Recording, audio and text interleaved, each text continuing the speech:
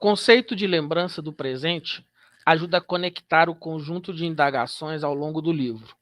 Foi ele o elo utilizado para refletir sobre a condição histórica, entendida por meio da articulação entre o discurso sobre a historicidade e o discurso da história na era da internet. Bergson cunhou o conceito na busca de decifrar o enigma de quando se forma a lembrança. Olá, estamos começando mais uma edição do programa Livros de História em 30 Minutos da Associação Nacional de História, Ampu Brasil. No episódio de hoje, como vocês já puderam ouvir, o nosso convidado é o professor Matheus Pereira, da Universidade Federal de Ouro Preto, que acaba de publicar esse livro que está aí na tela para vocês, chamado Lembrança do Presente, Ensaios sobre a Condição Histórica na Era da Internet, pela editora Autêntica. É um livro em que o professor Matheus trabalhou durante muito tempo, uma pesquisa de pós-doutorado, e que ele vai falar um pouquinho do livro para a gente, sempre com aquela perspectiva de fazer a divulgação de um trabalho de pesquisa histórica, né, séria, propriamente dita, mas com uma linguagem que possa aproximar das preocupações de graduandos, pós-graduandos, de jovens pesquisadores. Professor Matheus Pereira, é uma alegria tê-lo aqui conosco. Lembrando que, recentemente, também, o professor publicou um outro livro chamado Atualismo 1.0, é um pesquisador muito ativo, e vai ser uma alegria conversar com ele aqui hoje. Matheus, eu queria, então, para a gente começar a conversa propriamente dita, que você fizesse um panorama do livro, né? Um tema amplo, um tema muito contemporâneo. Mas como é que você desenvolve esse tema no livro? Ok.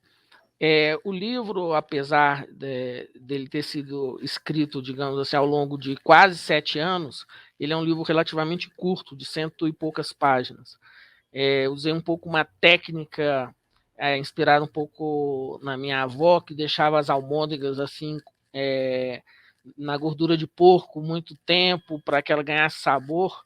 Então eu usei um pouco, foram textos que foram escritos, reescritos, alguns inéditos, outros que eu havia publicado alguma versão, mas sempre com o objetivo de compor o livro. Então o livro ele é composto de 4 ensaios.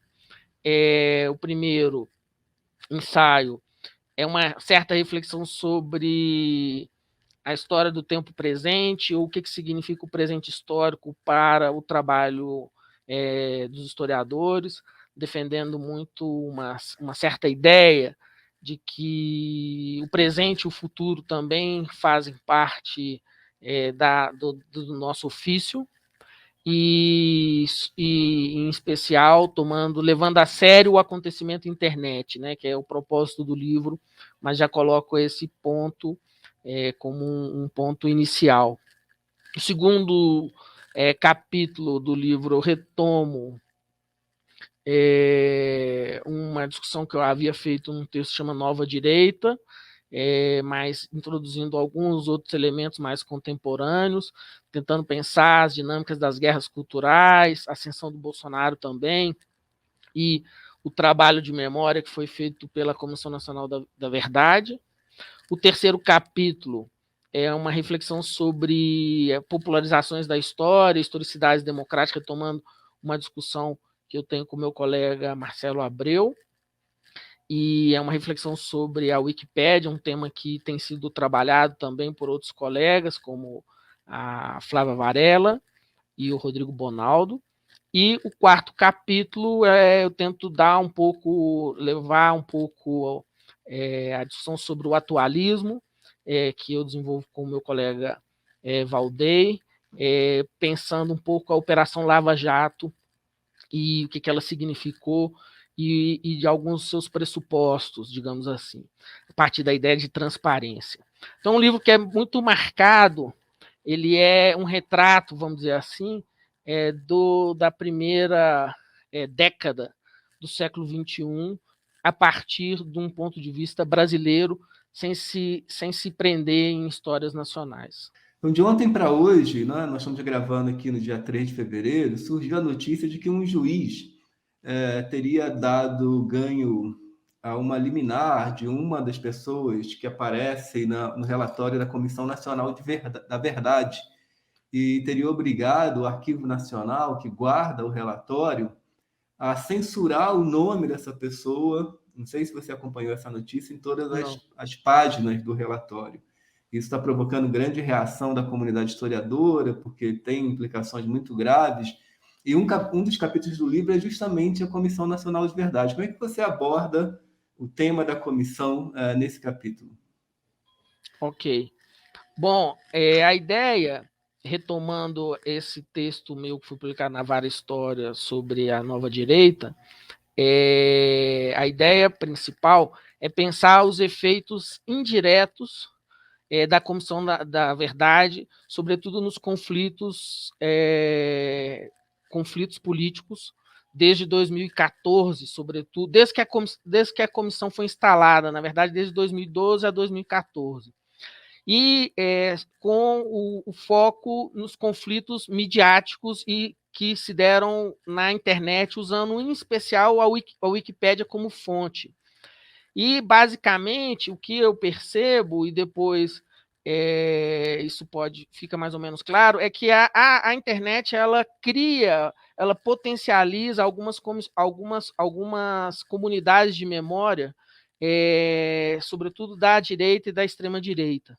Então, o que dá para perceber, a pesquisa vendo de hoje, é de que a Comissão da Verdade, um dos efeitos indiretos dela foi justamente organizar um certo discurso dessa nova direita que ascendeu ao poder com o Bolsonaro. E a conclusão, digamos assim, é que nosso dever ético, apesar, digamos, das comissões da verdade, por vezes, intensificarem conflitos que hoje são potencializados pela internet, por exemplo, a Comissão Nacional da Verdade, nós devemos louvar o trabalho, divulgar e exigir consequências em relação ao relatório, por exemplo, também por uma dimensão ética do nosso ofício. É claro que nós não podemos responsabilizar a Comissão da Verdade ou as comissões que ocorreram pela ascensão da nova direita, do bolsonarismo, porque eu acho que isso é um fenômeno mundial que está ocorrendo, mas ela, de algum modo, como se tardou muito, ela foi mais o final, talvez, de um processo, mas ela deixa um germe de esperança, que é o que eu chamo de uma certa inscrição frágil. Então, o trabalho, ele não procura analisar a comissão em si, mas seus efeitos, digamos assim, no mundo social e cultural e político brasileiro. Em poucas palavras, é algo bastante complexo, mas eu tento mergulhar um pouco no discurso também da direita propriamente dita, que vendo de hoje, como eu disse, começou a se mobilizar muito fortemente nesse período, não apenas em função da Comissão da Verdade, mas especialmente os militares. Hoje é mais ou menos consensual de que a comissão foi importante para que eles se organizassem em torno do Bolsonaro. E esse é, digamos assim, um efeito indireto, e mostra um pouco a responsabilidade do nosso ofício e do trabalho com o passado, o presente e o futuro. Matheus, muito interessante, né, e muito oportuno esse capítulo do livro, né? Eu conheço o capítulo, já tinha tido a oportunidade de ler, conheço seu artigo sobre Nova Direita, que foi publicado na Vara História, que é hoje uma referência nesse debate sobre cultura histórica na internet. Mas queria que você falasse um pouquinho mais assim sobre a importância, digamos, nessa cronologia da nossa crise democrática, da Comissão Nacional da Verdade, né? Porque até hoje ela parece ser um grande catalisador, né? Talvez você explicar um pouquinho mais o que você está chamando de inscrição frágil, né, da nossa experiência autoritária. Uma parte do argumento que eu defendo ali, que os conflitos de memória são também disputas do próprio presente. O passado é mobilizado em função de disputas do presente. Então, o problema central brasileiro, que eu argumento um pouco no texto, é a questão da desigualdade. E, de algum modo, e das assimetrias de poder. Então, a violência que é sofrida pelas vítimas da ditadura, a violência estatal, ela, de algum modo, ela não se resume. Por isso, o capítulo ele começa com uma imagem sobre o Amarildo, sobre as manifestações de indignação pela morte e tortura do Amarildo. Ou seja, há uma permanência da violência estatal, da tortura, e a Comissão da Verdade, o trabalho realizado ali, ele nos mostra que enfrentar essas assimetrias do poder, enfrentar a questão da desigualdade, são questões desafiadoras e fundamentais da nova república, que nós já temos aí 30 anos, vamos dizer, em resumo, da Constituição de 88. E alguns, digamos, por exemplo, as polícias militares, a violência, a questão do respeito aos direitos humanos, etc., são dimensões frágeis, mas, por outro lado, são conquistas.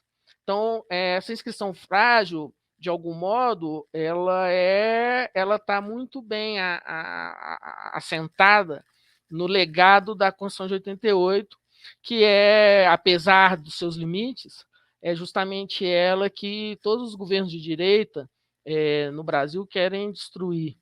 Então, a inscrição frágil também ela diz respeito a uma marca, a uma certa lembrança. Eu acho que por um certo tempo a historiografia, alguns historiadores defenderam a ideia de que havia um esquecimento em relação ao passado autoritário. O que nós vemos hoje é que os temas relativos ao que foi esse passado, inclusive o negacionismo em relação a esse passado, são temas amplamente debatidos, em especial depois da ascensão do Bolsonaro, mas antes mesmo, acho que a Comissão Nacional da Verdade trouxe à tona o debate sobre a violência estatal, sobre qual país queremos, qual projeto de país, como nós vamos enfrentar a desigualdade social que nos marca e como nós vamos aprofundar a estrutura da democracia e dos valores democráticos no nosso país. Bom, Matheus, como eu expliquei no início, esse programa está muito voltado para aquele jovem pesquisador, seja o graduando que está pensando em produzir uma monografia, um TCC, ou um pós-graduando que já está aí com a mão na massa. E um livro como o seu, né, que analisa a contemporaneidade, tem uma reflexão teórica sobre o que é o tempo presente, o que significa escrever a história do tempo presente, enfrenta muitos problemas práticos, né? Com as fontes, com os recortes teóricos, com as escolhas, até você chegar a entregar um livro, né, sobre uma contemporaneidade tão difícil de abordar. Então, quais são as dicas que você daria para esse jovem aluno? Que caminho tomar? Porque não é fácil fazer história de maneira geral, escrever história, mas fazer a história do tempo presente, num tempo presente tão conturbado, é particularmente desafiador. Então, o que você falaria sobre esse desafio? Ok. Primeiro, eu me lembrei aqui de uma vez, alguém fez uma pergunta parecida com a essa para o Nelson Chapotnik, professor da USP, e ele disse, eu nunca achei essa citação, que o Paul Valéry dizia que a metodologia que ele emprega é o mordo tudo que eu dou contra. mas, na verdade, não é bem assim, porque há uma certa abundância de fontes. A primeira coisa que eu poderia dizer é que o livro não é um livro, por exemplo, até essa discussão que estou falando, das questões que eu estou falando sobre a Comissão Nacional da Verdade, não é um trabalho de história social, vamos dizer assim, nem de história cultural, é um livro marcadamente de teoria da história, de história da historiografia e talvez de história intelectual e obviamente, de história do tempo presente. Então, é um livro que, pelas suas, vamos dizer, filiações, que já são muitas, né, digamos assim, ou seja, um livro de teoria, de história da historiografia, de história intelectual, de história do tempo presente, já abarca um conjunto de campos disciplinares, mas, ao mesmo tempo, ajuda a fazer determinados recortes. Então, acho que a primeira dica que eu daria é sempre escolher o campo que você está navegando e trabalhar com poucos autores. Né? É um livro que se pretende ser bastante autoral, minha voz está muito, até pela dimensão ensaística, e eu tento não exagerar na interlocução com autores, em especial estrangeiros ou referências teóricas. É um livro bastante comedido nesse sentido. Então, o primeiro ponto é esse: escolher qual a sua área dentro da historiografia, trabalhar com poucas referências, mas trabalhar densamente com elas, e procurar construir uma voz autoral original na reflexão. Ou seja, é um livro que tenta não ser o mais do mesmo, né? Um livro, depois da minha tese, ou seja, já tem quase mais de 10 anos, espero que seja um livro mais maduro. É um livro que eu tento também sintetizar o que eu fiz, o que eu pensei ao longo desses últimos 10 anos. E aí, certamente, tem uma outra marca, que é a marca de onde eu estou, da UFOP. As discussões que o núcleo de História da Historiografia faz, eu acho, da minha chegada na UFOP, a nossa... o próprio Valdey tem uma discussão muito importante, que eu acho que foi determinante, né, que é a analítica da historicidade, essa busca por entender os fenômenos da historicidade. Então, é um livro que é muito tributário. A própria ideia o conceito de condição histórica é justamente essa imbricação, né, entre o que seria uma analítica da historicidade, uma história da historiografia, ou seja, um mix entre teoria e história da historiografia. E essa ideia, então, assim, fruto do meu lugar social, para usar assim, um lugar comum da historiografia, mas, de fato, tem essa minha marca dessa minha chegada na UFOP. Então, acho que também aceitar, né, eu acho como sugestão, que nós somos também produtos de onde estamos, e eu procuro, então, incorporar essa herança de forma muito positiva. Matheus, bem bacana. Acho que essa ideia de uma historiografia que se faz em diálogo, né? O gesto da escrita é muitas vezes solitário, mas a montagem da pesquisa, a reflexão sobre os temas, quanto mais agregado a uma comunidade de debate, a uma comunidade de reflexão, acho que melhor atende, pelo menos mais gratificante tende a ser a pesquisa. Agora, o que eu queria te perguntar é o que mudou, né? Porque, como você explicou, tem textos um pouco mais antigos que foram reescritos, revistos, textos bem mais recentes, como o Epílogo, e, salvo engano, talvez esse livro tenha começado quando? 2013, 2012, quando você teve a ideia de escrevê-lo, e pelo menos no Brasil, mas não só no Brasil, boa parte do mundo, né? Tudo mudou, digamos, de 2012 até agora, né? Nesses últimos 10 anos. Foi uma década de aceleração, de algum modo, ou pelo menos uma década de agitação. Então, como você acha que isso afetou essa sua almôndega aí, que ficou tanto tempo nessa banha do tempo? Está muito mineiro aqui. O livro... uma pena que eu não te enviei essa imagem, mas o livro começa com 3 momentos, assim, que são 3 capas da revista The Economist. Uma que o Cristo Redentor, o Brasil está decolando, uma que está rolando um pouco a crise, e depois o Cristo já está decaindo. E eu falei primeira metade do século XX, na verdade, a segunda década do século XX.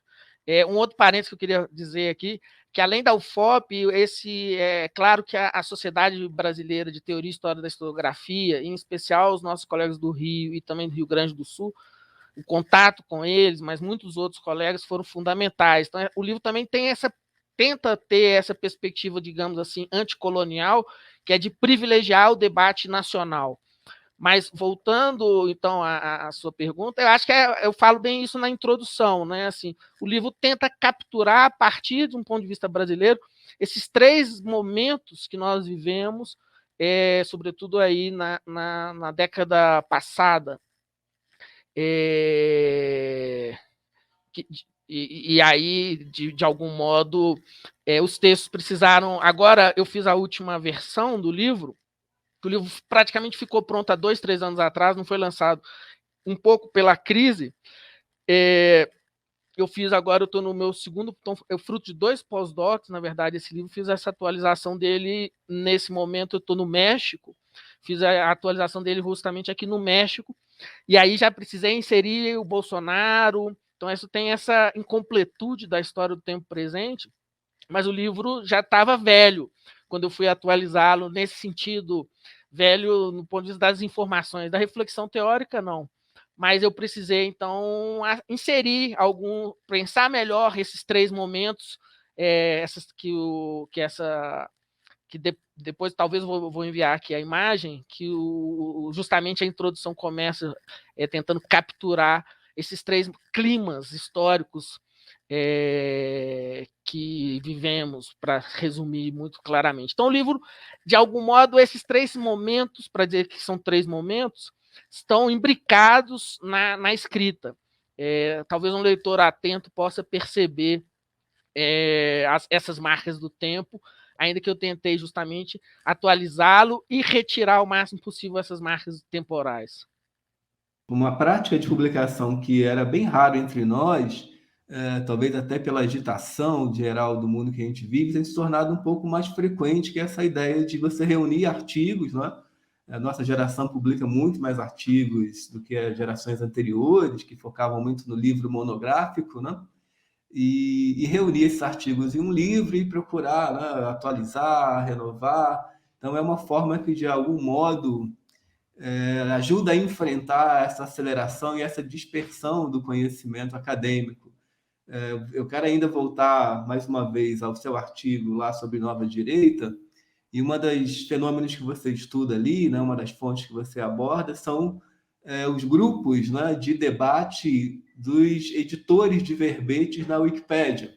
Então, ali, né, não sei exatamente, o artigo acho que é publicado em 2015, salvo engano, mas a pesquisa é anterior. Você vê alguma semelhança entre esses debates nos grupos de editores da Wikipédia e depois aquilo que foi se tornando as redes sociais, principalmente o grupo de Zap e agora o grupo de Telegram? Quer dizer, há semelhanças, a gente pode dizer que há fenômenos que continuam nessas disputas de memória que se davam ali nos bastidores da Wikipédia, e essa forma quase que se tornou rotina da nossa sociedade hoje, discutir tudo nesses grupos de redes sociais? E ainda o terceiro capítulo, que é praticamente todo inédito, ele tenta pensar justamente o horizonte temporal da Wikipédia, né? O que é essa escrita e qual que é o lugar de autoridade, porque você está falando das redes, né? Qual que é o lugar de autoridade dos historiadores, né? E aí, muito em diálogo também com o trabalho da Flávia Varela, também tento pensar como essas autoridades são negociadas, como os historiadores, inclusive, participam da Wikipédia. Mas, de fato, as redes, né, nós estamos falando de redes e as redes sociais em especial, elas potencializam uma lógica de guerrilha, de guerra, de conflito. E é interessante que essa dimensão pode parecer tão longínqua assim, né? Mas em 2012, quando a gente já tinha um pouco de Facebook, já tinha passado pelo Orkut, etc. Mas essas disputas que eu percebi aí na Wikipédia, mas também pensando nas redes, no YouTube, etc., que são fontes, elas hoje a gente poderia dizer que elas explodiram, no sentido de que elas são uma prática que nós devemos, é um horizonte social, comunicacional, que da virtualidade, que me apropriando de alguns autores, eu até digo que a virtualidade real, né, ou seja, faz parte da nossa contemporaneidade, essas dimensões, e que tem implicações também, que eu discuto no capítulo 4, entre a lógica do público e do privado, que de fato nós estamos experimentando uma reconfiguração. Você dizia um pouco da questão da agitação, né? Por isso que o conceito do tempo do atualismo ele é importante, o conceito de atualismo é importante, e eu tento também trazê-lo ao longo do livro, porque ele permite pensar justamente esse, vamos chamar assim, esse chão temporal, ou seja, como nós temporalizamos o tempo hoje, e uma das formas privilegiadas onde se dá essa experiência atualista são as redes sociais, em especial o Twitter, onde a agitação e a reconfiguração de diversas fronteiras, por exemplo, do segredo, do público, do privado, da autoridade, do especialista e do não especialista, se colocam de forma bastante evidente. Então, não se trata de pensar uma lógica de transição ou que mundo nós estamos, ou para onde vamos, mas trata também de procurar lembrar de forma ativa e autêntica o nosso presente. Daí a ideia também de chamá-lo de lembrança do presente, e a própria capa do livro com um celular, num museu, etc., faz evocação a essas lógicas. Matheus, assim, uma coisa que eu tenho sempre perguntado aos convidados de que modo assim, nossos professores, né, nossos orientadores inspiram os nossos trabalhos, né? De que modo se dá. Você foi orientada no doutorado pela Eliana Dutra, né, que é uma das maiores historiadoras da vida intelectual no Brasil, e eu queria saber muito como se dá essa presença, né, com uma mestra como a Eliana Dutra na sua carreira como um todo e nesse livro em particular. Ok, é até importante falar sobre isso, porque a Eliana Dutra é a diretora da coleção que eu estou publicando esse livro. E ela tentou sempre tomar o maior cuidado para não misturar as nossas relações. Então, o livro teve um parecer externo, ela sempre tentou, digamos assim, não ter uma certa impessoalidade. Mas, de algum modo, o livro digamos assim, é o livro depois da tese. E tem muito da tese ali também, apesar de eu ter referido ao FOP, à sociedade, aos parceiros. E no caso específico desse livro, a gente discutiu a capa, discutiu o título, discutimos alguns aspectos do livro. Então, a presença da minha orientadora continua viva num outro nível, assim, num nível de amizade, de interlocução, de diálogo, de respeito e de muita admiração de ambas as partes. Um tema que você aborda também, né, lá no último capítulo, salvo engano, é a transparência, né? O que você está chamando de transparência? Como ela afeta essa lembrança do presente, né? Fala um pouquinho mais sobre esse conceito, que a priori parece ser um conceito positivo, né? Numa sociedade que até há pouco tempo estava obcecada pela corrupção, né? Transformou a corrupção no seu grande tema. A transparência parecia uma panaceia, né? O que você descobriu sobre a transparência no nosso presente? De algum modo, essa é uma questão que vem da discussão sobre o atualismo. Uma questão que muita gente faz em relação ao atualismo é qual é, então, o horizonte de futuro do atualismo. Então, uma das perguntas é se a transparência não teria se tornado uma das utopias do nosso tempo. Então, uma utopia atualista, ou seja, o que é ter. E aí, no capítulo, eu falo, inclusive, do poliamor, ou seja, o que é o poliamor, ou seja, uma relação que você tem com várias pessoas, mas ela precisa ser transparente. E lendo os textos do Sérgio Moro, eu percebi que uma das bases, digamos assim, ideológicas do discurso lavajatista, por assim dizer, mas não só do Sérgio Moro, do Barroso também, é esse ideal da transparência, de que nós precisamos, não só que o Estado brasileiro é corrupto a partir de uma leitura equivocada da história do Brasil, talvez do Fausto, mas que nós precisamos que a transparência em si é positiva. Então, por exemplo, quando ele vai justificar a divulgação do áudio do Lula, que foi determinante, ele vai dizer, não, é preciso que nós saibamos o que os nossos governantes fazem às sombras. E depois a ironia, digamos assim, é de que depois nós percebemos que a boa transparência é a do outro, porque o que a Vaza Jato revelou é que eles usavam os mesmos instrumentos que o capitalismo de vigilância, as grandes empresas também usam, é espionagem, então a espionagem é a venda de dados, então o discurso da transparência ele acaba positiva, acaba encobrindo também encobrindo certas ações não transparentes, antipolíticas e em alguma medida, a própria ideia da transparência ela pode significar a morte da política, em última instância. Então, eu tento pesar um pouco e até historicizar a própria ideia de transparência, que tem um pouco a ver com a ideia de e o combate à corrupção, mas isso vem da Glasnost, etc. Então, é bastante interessante refletir sobre um conceito do nosso tempo, pensando, a ideia é pensá-lo em suas ambiguidades, não só como negativo, não só como um conceito positivo. Matheus, obrigado. A gente já está chegando ao final do nosso tempo, né? O nosso acordo tácito aqui é apresentar um livro com toda a sua complexidade, na medida, né, que isso é possível, em 30 minutos, que permite que a gente possa ouvir no intervalo de almoço, a gente possa ouvir em pequenos momentos aí e ver do nosso cotidiano. Então, eu vou passar a palavra para você se dirigir ao nosso público, se despedir e também dizer onde a gente pode encontrar o livro, né?